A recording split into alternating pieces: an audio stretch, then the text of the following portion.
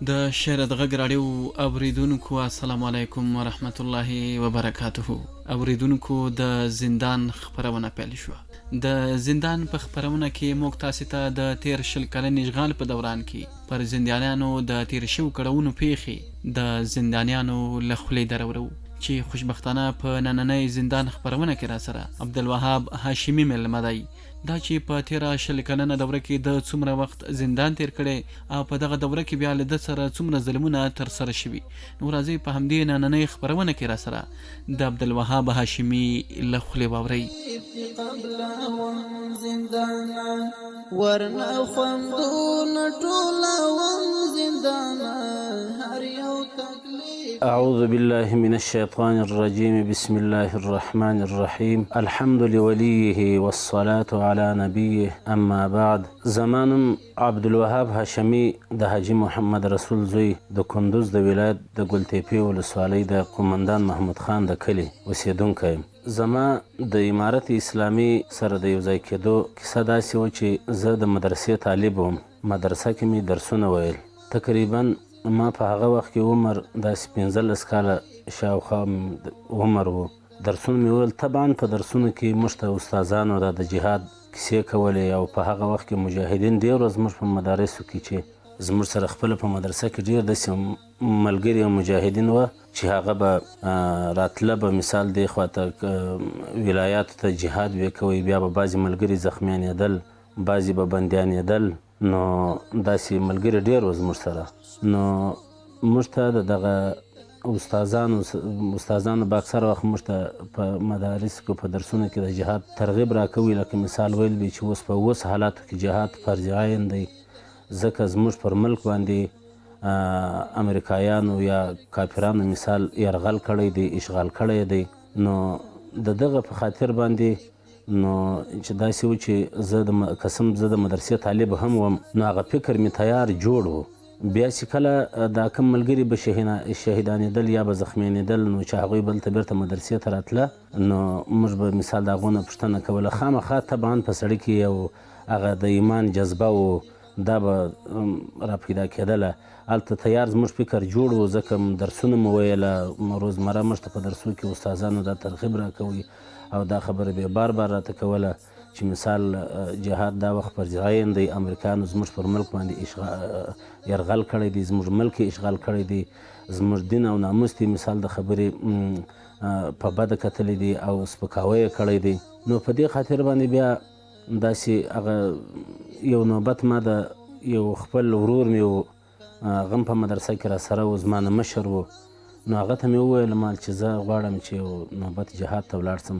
زه قسم زما عمر کشر و، زه د کشر عمر وم او ورور مې مشر و. نو هغه نوبت ته تللی، دا هلمند ته به کله کتلی، موږ هلته په مدرسه کې سره یو ځای و. بیا ده راته ویل ته اوس ډېر کشر یې، ته نسې تللی، ته لږ انتظار شه چې ګیره دې راسي.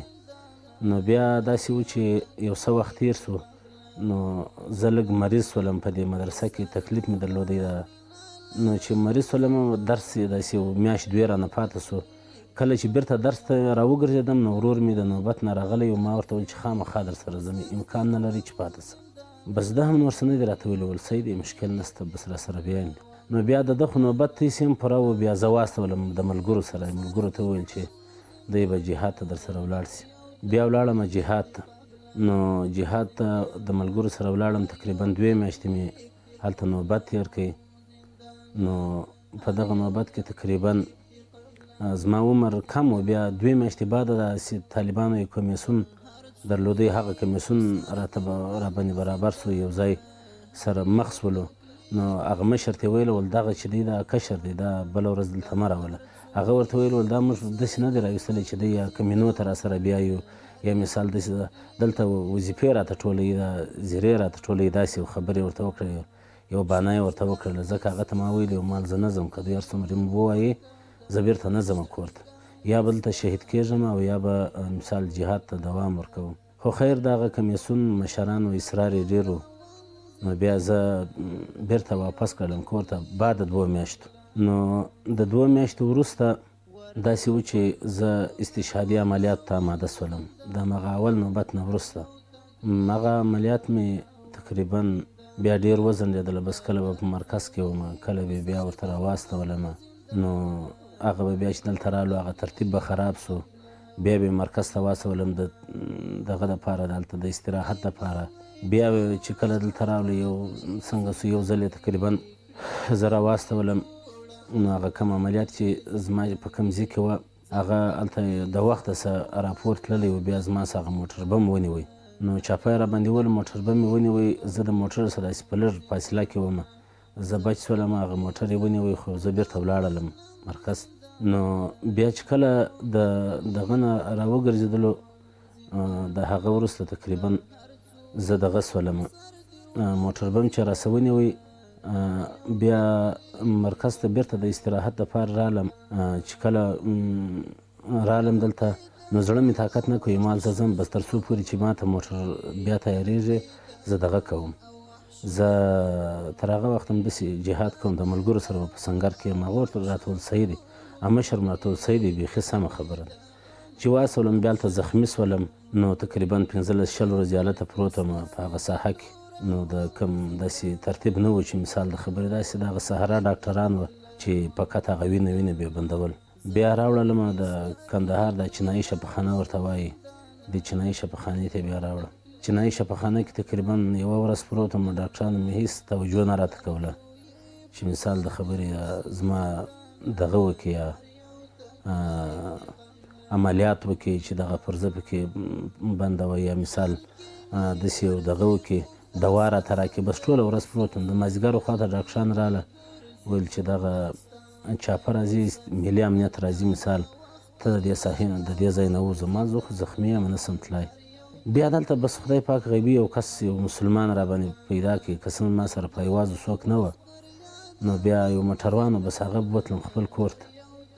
یو څو شپې د هغه سره وم. د هغه وروسته بیا ولاړم سم ډاکټر ته یې بوتلم، هغه علاج و، شی مې وسو. نو تقریبا زخم مې لا سم نه و جوړ سوی چې بیا هم داسې پر هغه لکړو باندې تلم. دغه 2 لکړې را سره وې، زه د پښه کې لګېدلی وم. نو هغه 2 لکړې مې ایسته کړې، دغه یو د لاس بیت را سره و چې بیا مې هغه زموږ مشر ته وویل ما زه غواړم چې بېرته ماته د عملیاتو ترتیب برابر سي. نو هغه و چې بس موږ د کندهار نه راواستلو دلته د بلخ ولایتو خواته، هلته مو څه عملیات درلودل. نو همداسې را روانو په لاره کې چې رالو کابل ته راورسېدلو. په کابل کې د وخت زموږ اطلاع دلته رسېدلې وه، نو چې ټلیفون به کشف سوی و، که به کوم کس موږ د خپل مابینځ څه خبره کړې خامخا به ټلیفون کشف سوی. نو بیا دا و چې کابل کې دلته په دغه کې مزار اډه کې و چې دلته زموږ ګرفتاري وسوله. قبل زندان هر یو تکلیف دی، قبل زندان هر یو تکلیف. زموږ ګرفتاري په کابل ولایت کې په مزار اډه کې وسوله چې دلته موږ د موټر نه کښته کړلو. کابل ریاست مو ګرفتاري وکړله، بیا کابل ریاست ته یوړلو. نو کابل ریاست ته چې کله یوړلو، په دې اول ځل کې چې کابل ریاست ته داخل کړو، د کابل ریاست رئیس ولاړ و. نو زما نه یې پوښتنه وکړله، بل چا ورته وویله چې هغه عبدالوهاب استاذ دغه دی، زه یې ورته ښووله. موږ څو نفره وو. بیا د زما نه پوښتنه وکړه، ته د عبدالوهاب استاذ ته یې؟ ما ورته ویل زه حیران شوم، سړی دا د څه شي استاذ ښیي؟ خامخا به داسې فکر راته ودرېدی، سړی دا د کوم څه شي استاز به وي. نو ما ورته ویل ما وو استاز یم. ول د څه شي استاز یې؟ ما ورته زه د ټکټر استاز یم. نو دا د ټکټر استاز پر ده باندې ډېره بده ولګېده. د فکر بل شی و، د زما نه د بل شي پوښتنه کړې وه. ده ته داسې دغه رسېدلی و چې دا د مینو استاز دی. هغه ما ورته ویل زه د ټکټر استاز یم. نو بیا دې رئیس ډېر سخت ووهلم. په همدې ځای کې دغه اول ځل داخلېدل وه چې کابل ریاست ته موږ اول داخل سولو. نو په اول ځل کې خپله رئیس ډېر سخت ووهلم. بیا د هغه نه وروسته زه بوتلم لاندې زرزمیني وه، بس هلته یې بوتلو. لاندې چې کله یوړلمه، بس هر کس یې دا زموږ چې کوم کسانو دا سره جدا کړو، هر یو یې ځان ته یو وطاق کې واچوئ. نو داسې یو 10-15 دقیقې به زه په دغه کې وم په وطاق کې، چې 10-15 دقیقې بعد یو کس رالی ول راوځه. چې ورته راووتلم، بیا 2-4 وطاقونه وه هلته. یو بل دهلیز ته یې بوتلم، هلته 4 وطاقونه وه. 2 وطاقه یو طرف وه، 2 وطاقې بل طرف وه، دا سره مخامخ وه.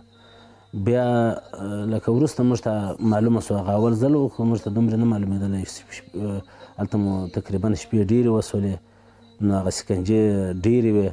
نو اول ځل چې زه دا کوم دا وطاق ته ورسېدلم، دا وطاق دا دوه وطاق د سکنجو وطاقونه وه، ورته دا مخامخ نور دوه وطاقونه چې وه دا د تحقیق وطاقونه وه. په دې کې به دلته به سکنجه راکوله، بیا هغه وطاق ته به ولو، هلته به یې خبرې راایستلې. نو اول چې کوم وطاق ته ورایستم، بس هېڅ پوښتنه یې هم درنه کړې چې ته د کوم ځای نه را روان وې، چېرته تلې، څه دې کوله، په څه خاطر موږ راویستلې، چېرته مو ونیولې، هېڅ خبرې هم نه، بیخي هېڅ هم نه دې راته ویلي، نه دا پوښتنه رانه کړې چې مثال ستا نوم څه دی. بس همداسې پرېایستلمه. نو متر مربع داسې یو سپنج و، داسې ښه ډبل سپنج و.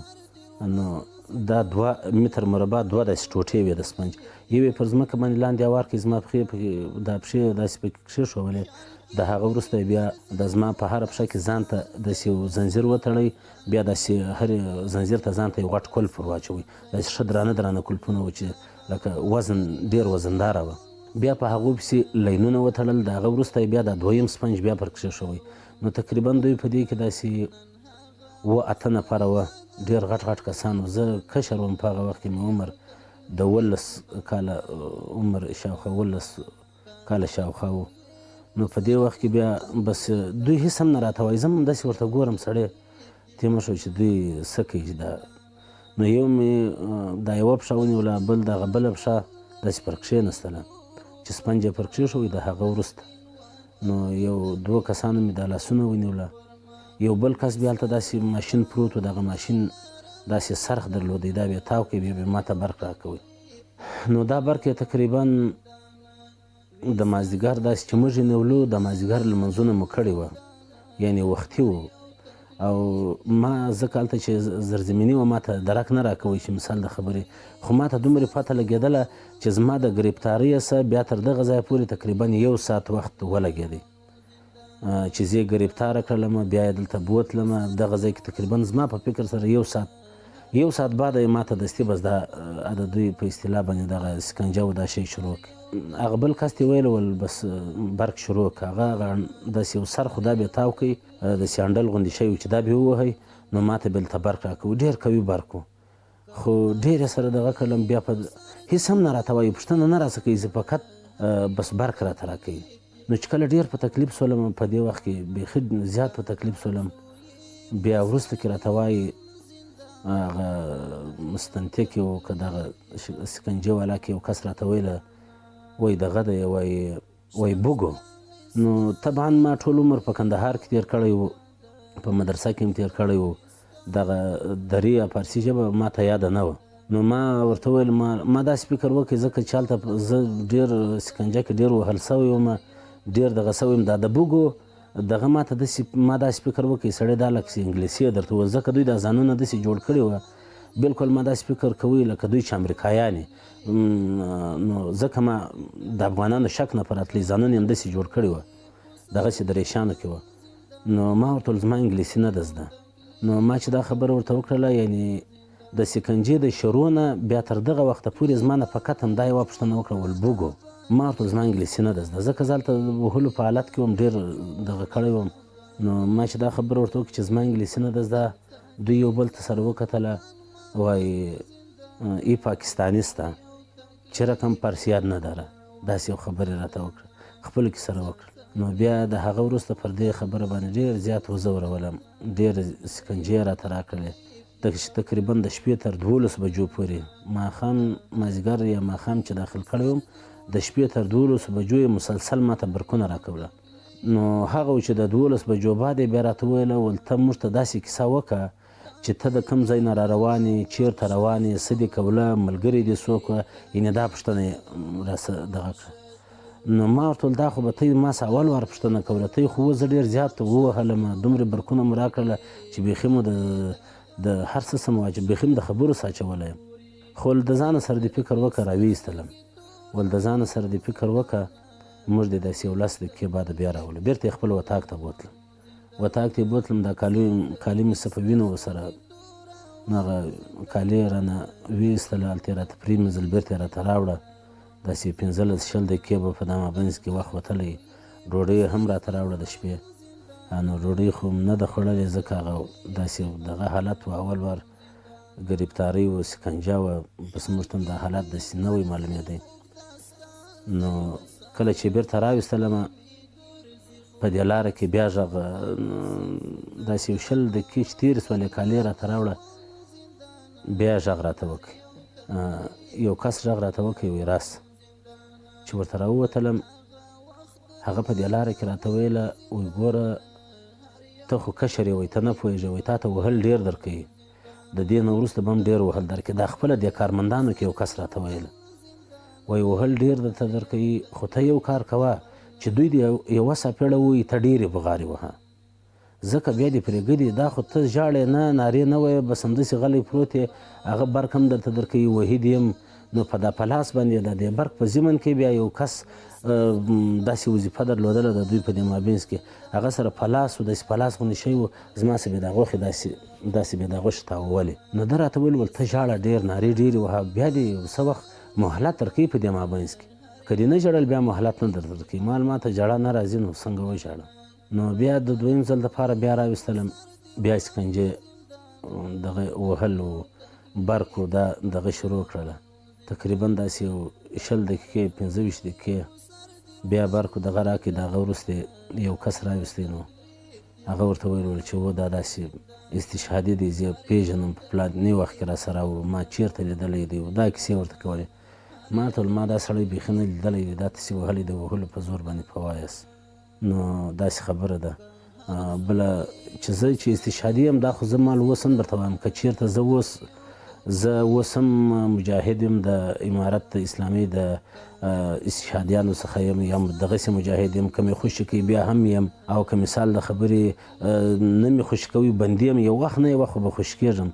که هر وخت خوی سم بیا هم زه ستاسو په مقابل کې تر هغه وخته پورې چې تر څو امریکایان او دا جهاد پر موږ فرض وي تر هغه وخته به موږ ته یو بل مقابل کې سره جنګېږو نو دا خبره مې ورته وکړله بس بیا هغه دغه یې ولیکل بیرته یې وایستم د سهار خوا وه تقریبا ناوخته و نو په سبا ورځ باندې بیا راویستلم بیا څه خبرې مبرې د دوی دا هغه ترتیب داسې و چې مثال یوه خبره به درڅه یوې خبرې پوښتنه به وکړه چې هغه به دې ورته وویله بیا هغه خبرې کې د سلو خبرو نورې پوښتنې درڅه کولې چې اوس دا ملګري د څوک په کوم ځای کې وه چېرته وه څه کوله سره کوم رنګونې وه د هغو پوښتنې به کولې خامخا سړی په د یو چا په نامه کې یا په رنګ کې به مثال دغه رالی تا به غلط ورته ووایي نو دوی به بیا سکنجې خپل وهلو دې چې ته دوام ورکړي د کابل ریاست څخه تقریبا په کابل ریاست کې دلته تقریبا ما زیات و کم وخت ډېر تېر شوی 8 شپې داسې موږ د کابل ریاست کې تېرې کړلې چې د 8 شپې ټولې سکنجې وې نو دوی هغه خپل کوشش کوي چې د خولې نه مو یو څه وباسي بس یو دوسیه راته جوړه د هغه وروسته بیا زه صفر دغه چلې ورته ویله کې ابدا ریاست په هغه وخت کې ما ابدا ورته ویلې مې چل ریاست ورته ویل بیا دغه ریاست ته راویستلو دا بیا نظارت خانه وه نو دلته چې راویستلو دلته تقریبا په هغه وخت کې د حکومت اصول و ترتیب داسې و چې اوله محکمه د نه وی سوې دغه ته یې نه وړلې پلي چرخي ته یې نه وړلې نو کله چې چل ریاست ته زه راویستلم بیا په چل ریاست کې د کابل ریاست دلته یوه څانګه وه یو مدیریت یې و کې چې و مقصد داسې یو ځای و نو اصلي تحقیق بیا دلته شروع سو په چل ریاست ځکه هلته یې په کابل ریاست کې زموږ ته صرف دومرې پوښتنې کولې چې ته مجاهد وې که نه وې و یم نورې پوښتنې بیا مثال د ملګرو کولې داسې نه کولې چې تا څه کړی دي څه شي دي کړی دي په څومرې وخت کېږي دغه تفصیلي پوښتنې بیا په چل ریاست کې په هغه وخت کې کوله نو دلته چې اول ځل زه رالم مازدیګر و چې رایوړلو بیا دلې یو څارنوالو د هغه نه ما هغه زما څه پوښتنه کولې بیا ما ورته ویل ګورې دا ټول هر څه په ما په وهلو ویلي دي مقصد زه مجاهد یم په دې کې شک نه سما زه که ته یې وایاست که نه زه دا درته وایم پاته سول دغه بعضې شیانې ما بیخي نه دي ویلي دوی خپله راپسې لیکلي دي نو بیا دې څارنوال هم ډېر زیات ووهلم ډېر سخت یې ووهلم بیا 15 ورځې د چل ریاست لاندې زرزمیني وې په دې کې موږ یو نفر اچولی وو نو بالکل نه خوب هیڅ خوب ته نه پرېښول یو کس به علیحده راته ولاړ و بس دا کس به دلته موږ ته ولاړ و چې ماسې به مو سترګې پټ شولې ده به دروازه وټکوله ویش به کړلو یا به یې اوبه راباندې واچولې په دې خاطر یې بې خوبه کولو چې مثال د خوب انسان ډېر د خوبه سي د خوب په حالت کې زموږ نه یو خبره واخلي بیا هغه و چې تقریبا 6 ورځې زیات کم په همدې دغه کې یوازې پروت وم بې خوبه وم نو د هغه وروسته چې بیا دوی خپل تحقیق بشپړ کوي، بیا بل مستنطق یې راته بدل کوي، بیا بل مستنطق و هغه بیا تحقیق راڅه کوي تر 3 میاشتو پورې. 3 میاشتې بعد بیا د دوی مکمل تحقیق بشپړ سو. نو د هغه وروسته زما محکمې په دې باندې ډېر وخت ونیوی. په هغه وخت کې دوی اوله محکمه په ریاست چیل کې کوله، بیا یې بندي پلچرخي زندان ته انتقالوي. نو زما تحقیق په دې ډېر وخت ونیوی چې 3 میاشتې بعد دوی زما نه پوښتنه وکړله دغه مستنطق یا د زما څارنوال چې د زما نه تحقیق کوي، ول چې مثال یو 2-3 کسان قلمداد کسان وو، نو ما ته ویل ول چې دغه کسان اوس چیرته دي؟ ما ورته ویل هغه خو شهیدان سوي دي. 3 میاشتې بعد د تحقیق چې کله بشپړ سو دوی زما نه دا پوښتنه وکړه. نو ځکه دوی د هغو خلکو په شهرتونو د هغو خلکو په کارنامو باندې بسته دوسیه ډکه کړې وه. نو د زما دوسیه بیرته د سره سوش کوله. 3 میاشتې بعد زما تحقیق بیرته د سره شروع سو. په دې خاطر باندې چې هلته هغه کم کسان ما قلمداد کړي وو هغه شهیدان وه. نو دوی په دې خاطر باندې دا ټوله دوسیه بیرته وشکوله. بیا زما نه تحقیق تقریبا 1 میاشت 1.5 میاشت نور تحقیق وکړي. د هغه وروسته بیا تقریبا 1 کال زه په ریاست چیل کې وم. 1 کال بعد بیا زموږ اوله محکمه وسوله چې څو ځلې ورسولو، خو آخر اوله محکمې ماته 20 کاله قید راکړی د دوی د طرفه څه. قسم ما وکیل هم په هغه وخت کې نه درلودی، ځکه پیوازان ملاقات دا شی زما نه و، ما ته ملاقاتیان نه و راغلي. یو ځل ملاقاتیان راته راغله چې هغه یې یو څو شپې بندیان کړي وو، کښېنولي وو، زه نه وم په خبر سوی. دومره په خبر سوم چې راته راغله، ځکه په چیل کې داسې د ټلیفون یو داسې وسیله او شی نه و چې بیرته سړي کور ته ټلیفون کړی وای. نو هغه ملاقاتیان مې راغلي وو، یو ورور مې راغلی و چې اوس شهید سوی دی. نو هغه یې بیا یو څو شپې کښېنولی و، په همدې خاطر باندې چې پسې ونه ګرځېږي. بیا اولې محکمې 20 کاله قید راته راکړي. نو د 20 کاله قید نه وروسته چې کله یې ماته قید راکړي داسې یو 15-20 ورځې بعد یې پلچرخي زندان ته انتقال کړلم، چې دا د بندیانو دپاره ډېره د خوشحالۍ زیری و. پلچرخي زندان ته چې بیا د ریاست چیل نه هر بندي انتقالوي، نو بس علیده به مو دعاوې کولې، موږ ول یا الله اول خو مو خوش که مو نه خوش کوې ریاست د پلچرخي ته مو انتقال که. ځکه پلچرخي بیا داسې وي چې هلته آزاد زندان و، د هر بندي سره لیدلی سوله. په هغه کم وینګ یا بلاک چې به وې خلکو څه موږ کیسې اورېدلې وې، ځکه پلچرخي موږ لیدلی نه و. نو بس بیا دغسې و چې بیا پلچرخي ته انتقال سولو د 1 کال بعد. تهدید غم او وحشتونو پوری، تهدید غم او وحشتونو پوری. پلچرخي زندان ته چې موږ اول وار یوړلو، نو دلته به په ریاست چیل کې موږ د بندیانو څه اورېدله چې دا بلاکیزون ډېر سخت بلاک دی. بلاکیزون په نامه یو بلاک په پلچرخي کې یو بلاک و. نو هلته چې موږ یوړلو په د چیل نه چې څو موټره بندیان یوړو، دا یې هلته په دا دروازه کې درولي وو. بیا د هر بلاک قمندان راغوښتی و. بس موږ خو نابلده وو، مثال داسې مو پېژندلی چې اوس مثال دوی اوس موږ توضیح کوي. نو هر بلاک ته قمندان ته بیا یو څه کسان بندیان په لاس ورکړه، چاته 15 چاته 10 چاته 20 داسې. موږ یو 3 نفره یې د بلاکیزون قمندان ته په لاس ورکړو. نو په لاره کې مو د عسکر روان یو، د عسکر هم راسره دي. موږ کوم بلاک ته بیایي ولته بلاکیزون ته ځئ. نو د بلاکیزون موږ دلته ډېر سخت دغه اورېدلی چې بلاکیزون ډېر سخت بلاک دی، یعنې تر چیل هم بدتره بلاک دی. نو موږ کوشش ډېر خفه سولو، ډېر سخته خفه سولو چې دا څنګه د چیل نه یې راویستلو دلته تر هغه سخت بلاک ته ورکړو. خو چې کله ولاړلو بلاکیزون ته، په هغه وخت کې د دوی دغه داسې و چې اول وار بیا دا بندي ورغلی، هغه یې د جنایانو منزل ته ورکوئ. نو چې کله یې د جنایانو منزل ته ورکړلو، هغه ټول داسې دغه خلک و، د عملي خلک و، دا پوډریانو دغو ته یې ورکړلو. هلته طبعا د سړي ژوند ډېر ستړی کېږي، ډېر ستړی ژوند و. نو یو 2-3 میاشتې مو هلته تېرې کړلې. بیا مو ملګرو ته وویله، بیا د هغه څه پورته کړلو بل منزل ته چې هلته ټول سیاسي بندیان و، مجاهدین و. نو الحمدلله د هغو سره مو ډېر ښه ژوند و، ښه ګزاره وه. بندیان په خپل مابینځ کې ډېر ښه اخلاص یو د بل سره درلودی. نو ښه ژوند و ګزاره مو کوله په پلچرخي زندان کې. خوراک دوی موږ ته دغه سیلو خوراک یې راته راکوئ. ډوډۍ د سیلو په نامه باندې وه، چې داسې ډبله ډوډۍ وه، سمه بې پخولم نه، ډېره خرابه وه. او کاروانه وه، مثال کله به لوبیا وه، کله به نخود وه، کله به دا کچالو وه بس دغه شیان به یې راته راکوله، کله به په هفته کې دوه شپې غوښه وه، خو هغه به همداسې پخ سوې وه چې مثال دوباره به بیا موږ د سره څه بېرته پخوله، نو د سره مو بېرته هغه د دوی کاروانه مو بېرته د سره څه پخوله، بیا مو ترتیبول، بیا مو خپلو کې خوړله. خو طبعا دا مجاهدین چې وه دوی د دوی کاروانه نه خوړل په پلچرخي زندان کې، نو موږ خپل ځان ته د کانټینه څخه خپل شی به مو راوړی، مثال یا به کچالو وه یا به مثال بامیه وه، دا بانجان به وه، بل شی به وه، بس دا مو خپله راوړله. بیا په هر وطا کې تقریبا په هغه وخت کې 5 نفره 10 نفره 2 نفره داسې ملګري وو په دیګ باندې سره، بس بیا یې هغه دغه سره اچوي د 15 ورځې بعد پیوازي وه، نو د هغه 15 ورځې به موږ ته کانټین په پور باندې شی راکوي. 15 ورځې بعد چې به بیا پیوازان راله، بیا به د کانټین والا حسابونه موږ ور خلاصوله، نو بس خپل دیګ مو کوئ په دغه کې پلچرخي زندان کې. په زندانونو کې روحي سکنجه یوازینۍ چې وه په پلچرخي زندان کې، هغه د دې سیاسي بندیانو یا د مجاهدینو د جنایانو سره اچول وه.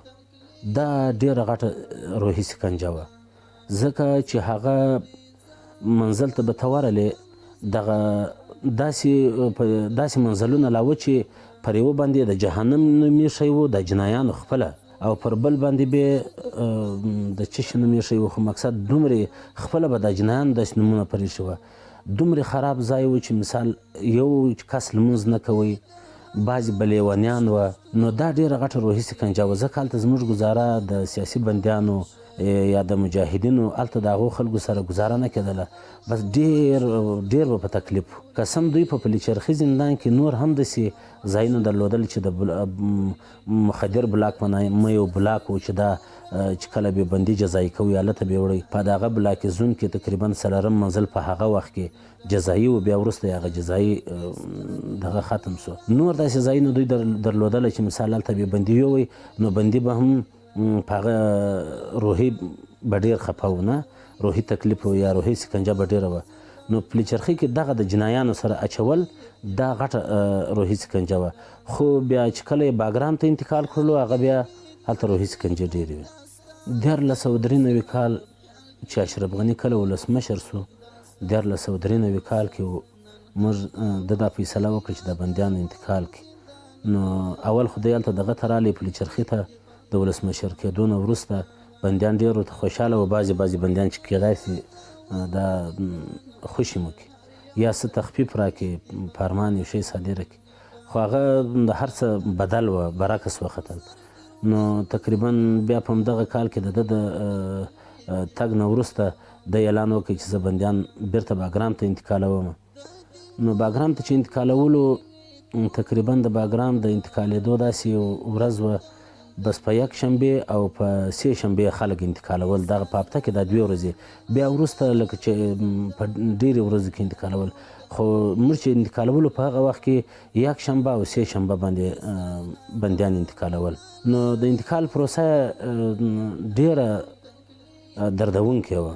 دردونکې په دې وه چې په پلچرخي زندان کې موږ په دې وطاقو کې اکثره داسې و چې 15-16 ملګري په وطاقو کې د طبیعت ملګري سره ټول سوي وو، نو یو څه مو هغه ژوند و زندګي سره برابره وه، یو څه په طبیعت سره پوهېدلو. ځکه دا د طبیعت ملګری په زندان کې دا په ډېر تکلیف باندې پیدا کېدی. د یو چا سره ته په طبیعت باندې په ډېر وخت بعد پوهېدلې، نو د هر بندي سره سړی په طبیعت نه پوهېدی، هر بندي ستا په طبیعت نه پوهېدی. نو دلته مو ډېر ښه ژوند و زندګي د تازه سره برابر کړې وه چې په دې وخت کې دغه د انتقال پروسه د دوی شروع سو د پلچرخي د زندان څخه باګرام ته. بس داسې و چې نومونه به راله، بیا دا پوښتنه نه در څه کوله چې مثال ته نه دا وخت در کوئ چې اوس د خپل شی سره ټول کې یو چا سره رابطه وکړې. بس سهار کې به نومونه راله، نو په هغه اول ځل کې داسې سختي وه، بیا وروسته به کېدای سي سهولت راغلی. نو موږ یې په هغه اولو کسانو کې انتقال کړو. بس چې دا څنګه به د نوم رالی، فوراً بس ووتلې، هر شی د دلې پرېښوئ، بس همداسې صرف دغه یو جوړ کالو کې بیا راویستلې.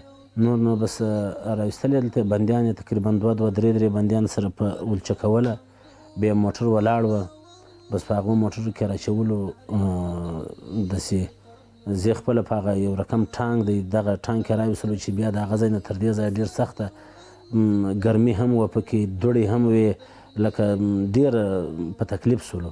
بس دلته چې باګرام ته راوړلو باګرام کې اول ځل موږ دلتا بلاک ته ورکړو. دلتا بلاک تقریبا 9مه پنجره کې موږ یو 15 نفره مجاهدین و نور ټول جنایان را سره راوړي وو. ډېر خراب خلک وو بیخي سخته ورسره پتنګ و دا جنایان هغه لیونیان جنایان یې راوړي وو چې بیخي هلته لیونیانو هر څه عقل یې د لاسه ورکړی و هغه یې دلته زموږ سره یوځای کړه. بیا څه وخت بعد مو اعتصاب وکړئ نو بیا د دغه پنجرې څخه بیرته انتقال کړلو 12مې پنجرې ته دغه دلتا بلاک. دلته په دلتا بلاک کې سکنجې ډېرې وې. د ټولو نه لومړنۍ سکنجه دا شی و چې مثال بندیان تازه هلته تللي وه دغه دغه بلاک سر چې و دا ټوله پنجره وه هغه بلاکونه ټول پنجره وه. دغه پنجره باندې چې بیا داسې چې دغه عسکر دغسې تېرېدل موږ ته به خوب نه راتلی ځکه موږ دلته پلچرخي کې هم ډېر دغه سوي وو په نظارت خانو کې ډېر سکنجه سوي وو نو هغه روحي تکلیف راکول سوی و. هلته چې موږ باګرام ته ولاړلو د دې پر ځای چې موږ ته لږ آرام سوي وای موږ ته ډېره روحي سکنجه راکول کېدله لکه دغه یو روحي سکنجه وه چې د عسکر به په تیزه پر دا پنجرو تله منډې به یې وهلې او بل داسې و چې د دروازې به یې خلاصولې لاندې چې به دا ګرځېدی لاندې دروازه چې به خلاصوله دې ته یې سیلګاټ ویله هغه پاس یې ورواچ ویله. دا ورواچ بیا چې دروازه خلاصول ډېره په زوره بیا خلاصه کړله. تقریبا په هر بلاک کې 16 پنجرې وې په دغه غټو بلاکو کې نو چې د هغه 16مې پنجرې دغه بې په زوره خلاصه کړله هغه اولې پنجرې بندیان به ټول د خوبه ویښتوله نه. بعضې ورواچانو چې هغو به مې لږ ګزاره کوله خو په هغه اول وختو کې موږ ته ډېره روحي سکنجه هم دا شی وه. بیا هم د زندان ټوله ترخې خاطرې دی خوږه خاطره زندان بیخي نه لري. یوازینی شی چې زه ډېر زیات ځورولم او اوس مې هم ځوروي نو 2 شیان ما ډېر ځوروي چې کله رایاد سي. یو په دې کابل ریاست کې د بندیانو د افغارې ما ډېر ځوروي چې دا مثال د خبرې زه به یې خپله وهلم دې دونې زور نه راته راکوئ خو چې زه به یې وایستلم خپل وطاق ته به یې وړم چې بل کس ته به یې سکنجه یا وهل ورکوله د هغه بغارې اوس هم زه کله کله داسې فکر کوم چې ما ته دغه بندیانو بغارې زه اورم زه داسې اوس هم کله کله داسې احساس کوم نو ډېر مې ځوروي. کله کله داسې ناست یم را په یاد سي دغه حالت را په یاد سي یو مې دا شی ډېر ځوروي. یو په باګرام کې بعضې عسکرو زموږ سره ډېر بد چلند کوي نو تر دې اندازې پورې چې د ږیرې سپکاوی یې کوئ او دغه به کوله مثال د خبرې کله کله بیا داسې یو خبره هم وکړله چې تاسې خو د خدای پاک دپاره جهاد کوئ نو یو 2 ځلې په شو بلاک کې ما ته دا خبره وکړه زه د دلتا بلاک نه جزایي ته شو ته جزایي بوتلم بیا هلته یو قمندان رالی ما ته ویل ول تی خو د خدای دپاره العیاذ بالله جهاد کوئ ول اوس ته هغه خدای تاسو راوغواړئ چې زموږ نه مو خلاص کړي نو دا شی ما ډېر ځوروي. ما هغه قمندان ته ویل نور خو مې وس کار نه کوئ ځکه دوی به موږ وهلو ډېر به وهلو په شو بلاک کې مثال ډېر دغه کوله وهل یې کوله ډېر بس هر څه چې هر عسکر به ځان ته قمندان و ځکه د بل خبرې نه منل نو هغه د دوی دغه ظلم و وحشت چې را په یاد سي دغه خبرې را په یاد سي لکه دا مې ډېر ځوروي او دې تقریبا تر څو چې را خوشي کېدلو دغه عسکر چې به مې ولیدله چې بل ځای مې ولیدل بس همداسې به ځورولم لکه زه چې تازه اوس بندي سوی یم او زما ده به هېڅ هم نه راته ویلې مالکه اوس یې تازه ماته ما خبره وکړله یا ووهلم یا یې سکنجه کړلم یا همداسې بده خبره راته وکړله نو تر څو چې خوشي کېدلم دغه ډېر ځورولم. هو اعدامیان لکه هغه بعضې شیان ډېر جالب دي بعضې شیان داسې موږ په دې نظارت خانو کې ولیدله چې هغه بالکل د ویلو نه دي چې سړی د دې ولس سره شریک خاص کار د کشرانو مجاهدینو سره یا د کشرانو بندیانو سره نو یعنی هغه بالکل د ویلو نه دي خو دغه خبرې موږ ته په نظارت خانو کې به اکثره وخت کوله لکه په کابل ریاست کې دا خبره څو ځله کړې ده چې مثال تاسو د کم چا دپاره یا د کم رب دپاره یا د کم خدای دپاره جهاد کوئ تاسې اوس خو د هغه تاسو زموږ نه خلاص کړي دا خبره به هر وخت کوله. او بل په پلچرخي کې چې موږ کله وو نو د مولوي صاحب متوکل په نامه باندې شهید سو رحمه الله، دا یې اداموي تقریبا د شپې 9 بجې وې.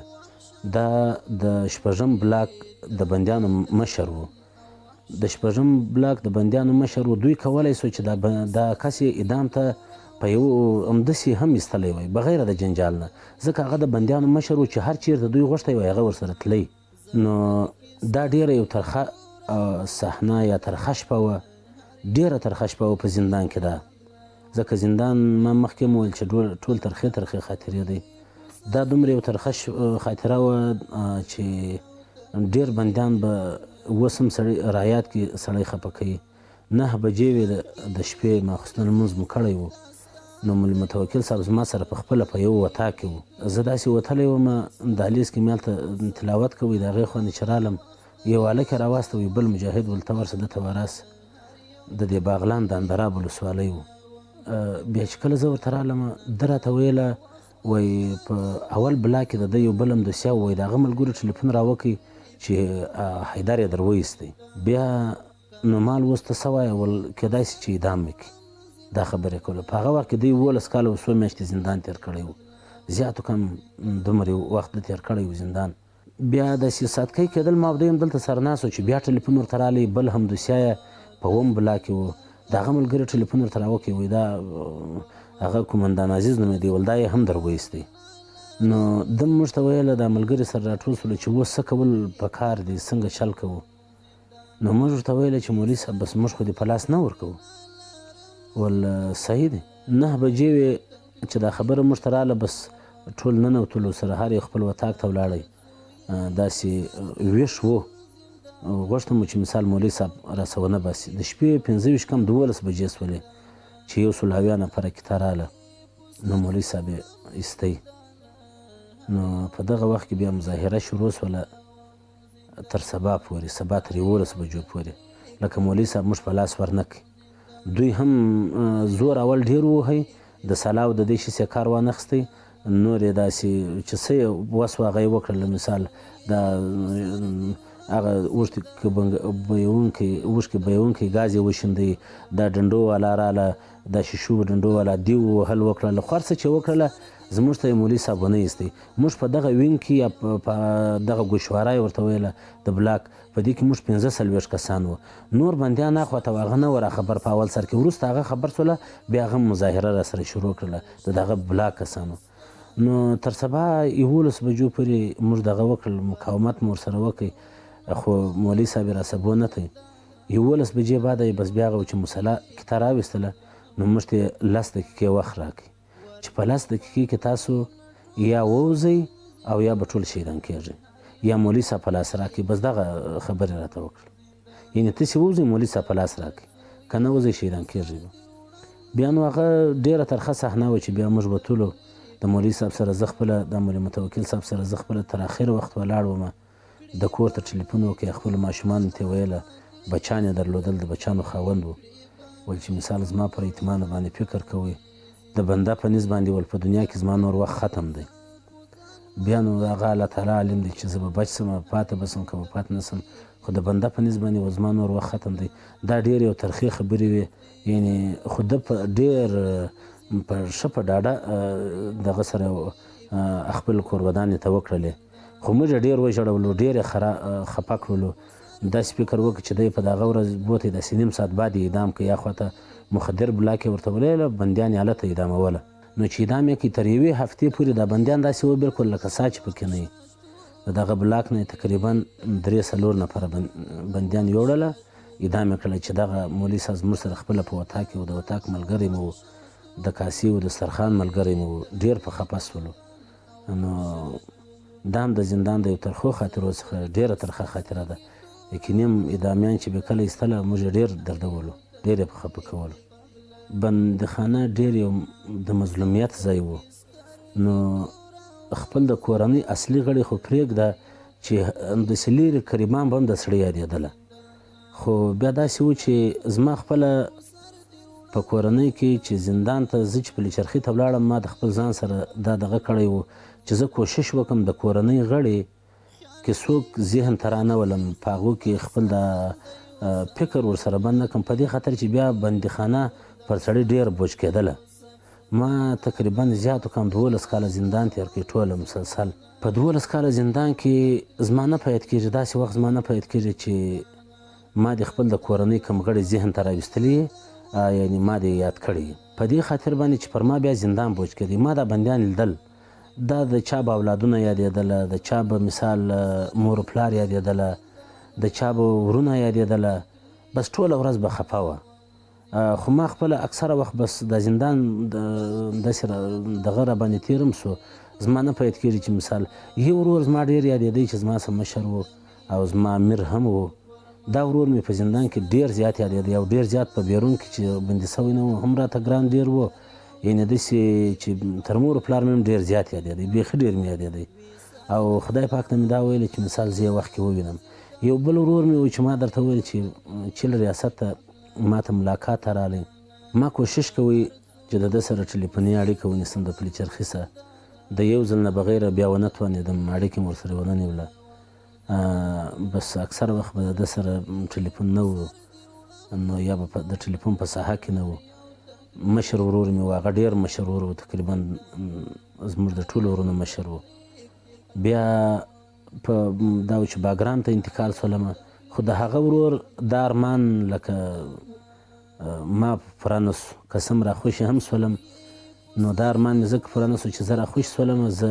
د بندیخانې څخه د خوشي کېدو څخه په دویمه ورځ بعده خبر شولم چې هغه دننه 3-4 کاله مخکې شهید سوی و هغه د هغه ورور زه یادولو به زه په زندان کې یو څه لږ دردولم ځکه هغه زموږ سره ډېر زیات احسانات کړي وو هغه زموږ مشر ورور و دومره احسانات یې راسره کړي وو چې کله به دا جهاد ته زه تلم نو ده به داسې نه راته ویله صرف دومره به راته ویله ول چې دغه دی د ځان سره ډېر احتیاط کوه او چې چیش ته ضرورت لري پیسو ته ضرورت لري خرچه چا ته به وایه نه فقط ما ته غږ کوه چې زه پیسې درته درکوم خرچه درکوم لکه زموږ سره کوچني را لویان کړي وو مشر ورور مو ډېر احسانات یې راسره کړي وه نو طبعا د سړي د خپل خپلوان ډېر یادېدله او سړی یې ځوروی باګرام زندان دریم بلاک و دریم بلاک دریمه پنجره کې وم په دغه وخت کې چې کله راخوشي کېدلو 15,000 لیس بندیان خوشي سوي وو د 15,000 لیس او د فتح په مابینځ کې غالبا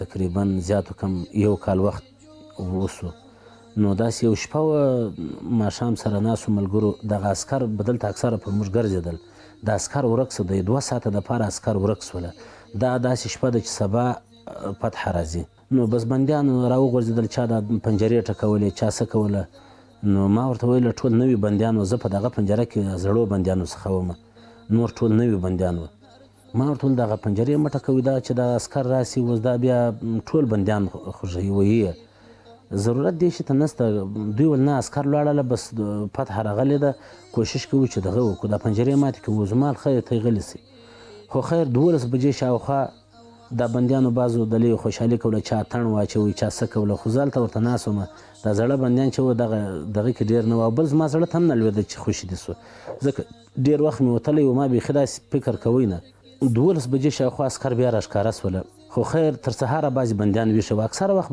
به د زندان کې په پنجره کې 2-3 مرګلي تر سهاره ویښ وه نو دا و چې کله سهار سو اوله تفریح زموږ وه تفریح ته چې کله ووتو د تفریح نه بېرته را داخل سولو د یو عسکر سره مخامخ سولم په همدغه ساعت کې باندې دا عسکر تقریبا دننه څه 15 کاله یا 15 کاله یا 6 کاله مخکې ما یو ځای لیدلی و خو ډېره بده رویه یې راسره کړې وه څه لږه ځورولی وم نو په دې ساعت کې هلته پاس ولاړو یو بل ملګري ځینې پوښتنه وکړله وایي د سهار راسي پر موږ اوبه بندې دي یقیني زموږ اوبه د دوی په وخت کې دغه وختو کې اوبه ډېر راباندې کته کولې نو د سهار لمونځونه د دغه سهار لمونځونه موږ په تیمامه باندې کړي وه نو ورته ویې ویل دغه اوبه راخوشي کوي د الله بندګانو دلته مثال تږي یو او د سنو لمونځونه مو هم په تیمامه وکړله نو داسې یو خبرې ورته وکړه دی داسې په دې پنجره باندې ډېر داسې خفه ولاړ و داسې راکوز و ویلې ول داسې نیم ساعت بعد زموږ حکومت ځي ستاسو حکومت راځي نو بیا به تاسو ته اوبه برابرې کړي لکه دا یو جالبه خبره وه د خولې چې موږ واورېدل نو زموږ تفریح ختمه شول. موږ چې داخل رالو د دا خبره وکړله، داسې یو 15 دقیقې لا نه وې وتلې چې بندیانو ناره تکبیر سوله. بس همدغه عسکر ورک سو. بیا چې کتل مو بندیان راله، د نورو بلاکو څه یو وخته لا بندیانو بیا بلاکونه د پنجرې راماتې کړې وې. نو دا زموږ پنجرې و دغه هم بس یو څه د دې خوا ملګري سو، یو څه د هغې خوا د فتحې لکه دا د کابل د فتحې ورځ وه. نو بس دغه پنجرې ماتې سولې. بس ډېره غټه خوشحالي وه، دا ډېره غټه خوشحالي وه چې ټول بندیان راوځي. د دغه نه مخکې ما داسې یو خوب هم ولیدی په دې زندان کې. زه د ټول بندیان خوشې سي، زه د ټولو بندیانو په آخري کسانو کې وځم او په ډېر تکلیف هم وځم. نو هغه خوب په همدغه ورځ باندې بیا رښتیا هم سو، لکه ما به د ځان سره داسې فکر کوي. نو چې کله دا پنجرې ماتې سولې، بندیانو په خپله دا پنجرې ماتې کړلې، مجاهدین نه دي راغلي دلته. نو چې د باندې راووتلو په دې وخت کې تیارې رالې. نو بمبار یې وکړئ، بیا ولاړلې، بیا رالې، بیا یې بمبار وکړئ. د دریم ځل دپاره چې بمبار وکړئ بیا ولاړې، بیا نه دي راغلي. تقریبا ډېر ملګري شهیدان سوله، بعضې زخمیان سوله، بعضې اوس هم هغه زخمیان ملګري اوس هم بعضې کله کله زه وینم. ډېر ملګري شهیدان کړه. دغه 3 ځله یې بمبار وکړئ پر موږ باندې، ځکه ګډوډي وه. بندیان 6,000 بندیان و، زیات کم د دوی د قوله څه. بس دا بندیان په دغه کې نه سره راتله په کنټرول کې. نو ټول بندیانو ته زه په همدې پنجره کې ناست وم، زما بیخي زړه ته نه لوېدل چې زه خوشي سوی یم یا د خوشي شم. سړی دا خوب دی، یعنې دا پنجرې ماتې سولې، دا بندیان راله، دا بندیان بېرته ولاړه ووتل. زه یوازې په دغه پنجره کې ناست وم. یو بل کس را سره و، د دې کابل ولایت و، یو بل مجاهد. نو مازدیګر خواته بیا د هغه سره ټلیفون و، ټلیفونونه ډېر پټ و. دا یو کوچنی نوکیا ټلیفون و. نو هغه د کور سره ټلیفون وکړ، هغه ورته ویل ول د خدای بندګانو ټول بندیان راوتلي، تاسو ولې نه راوځئ؟ بس هغه و چې مازدیګر خواته زه د پنجرې سما وم، دا کس را روان سو. چې مازدیګر راووتلو، بیا د همدې بندې پلار یا ورونه راله مخ ته، چې بیا هغه سره رالو. نو 2 شپې مو په دا کابل کې دلته وکړلې. زموږ کور کندهار طرف ته و. 2 شپې بعد زه بیا د کندهار طرف روان سو. هغه چې ولاړو د کور طرف ته. نو اول ځل ملاقات مې د هغه وروره سره وسو چې زما ډېر په زندان کې یادېدی، چې زما نه مشر و. یو خو هغه مشر و، نه هغه زما نه چې مشر و، چې زما ډېر یادېدی او ډېر راته ګران و. نو اولنی ځل ملاقات مې د هغه وروره سره وسو. هر یو تکلیف دی قبله وم زندانه. ملت ته مو پیغام دا دی چې د مجاهدینو تر څنګ ودرېږي، د دې نظام تر څنګ ودرېږي. دغه نظام په ډېرو سختیو او قربانیو سره راغلی دی. نو دغه که موږ دا قرباني ورکړې ده، که مو ورونو ورکړې ده، او که نور مجاهدینو په زرهاو مجاهدین بندیانو په افغانستان کې داسې کورنۍ نشته چې هغې د یو درد نه یې لیدلی. خامخا یو درد لیدلی، یا به د کورنۍ څوک شهید سوی، یا به بندي سوی، یا به زخمي سوی.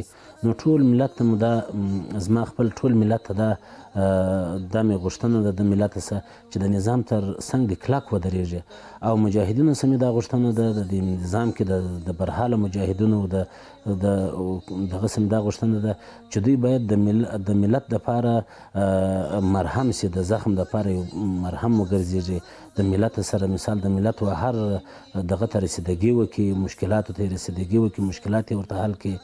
نو د بندیانو د دغو خلکو سره مثال، کم کسانو چې قرباني ورکړې ده، د هغو خلکو سره هم تر خپل وس مطابق هغه خپله همکاري او همدردي ورسره وکړي. نو ځکه دا نظام په ډېرو سختو قربانیو باندې راغلی دی. خدای مکړه که چېرته ملت او د دولت په مابینځ کې، د امارت په مابینځ کې واټن پیدا سي، نو دا به ډېره سخته خبره به وي. ځکه چې دغه امارت چې راغلی دی، دا د ملت په ملاتړ باندې راغلی دی. داسې نه دی چې مثال امارت په خپله راغلی، دا د ملت په ملاتړ راغلی دی. موږ ته به په هغه سختو شپو کې د کورو والا شپې راکولې، ډوډۍ به یې راکوله، ځایونه به یې راکوله، پټولې به. نو باید دواړه یو د بل سره ښه هماهنګ او ښه مضبوط ودرېږي. دی قبله وم زندانه، وصل هغه مینه لرم زندانه. هر یو د شریعت غږ راډیو اوریدونکو، دا وه د زندان خپرونه چې په نننۍ خپرونه کې را سره عبدالوهاب هاشمي مېلمه و، چې تاسې په تېره 20 کلنه دوره کې په د ترسره شوو ظلمونو او وحشتونو د ژوند ناخوالې واورېدې. تر بیا بلې خپرونه کې چې د بل مېلمه سره ستاسې درانه چوپړ ته راځو، تاسو چې هم هر چېرته ستاسې خوشحاله او سوکاله ژوند ولرئ. الله مو مل ښه وختونه ولرئ.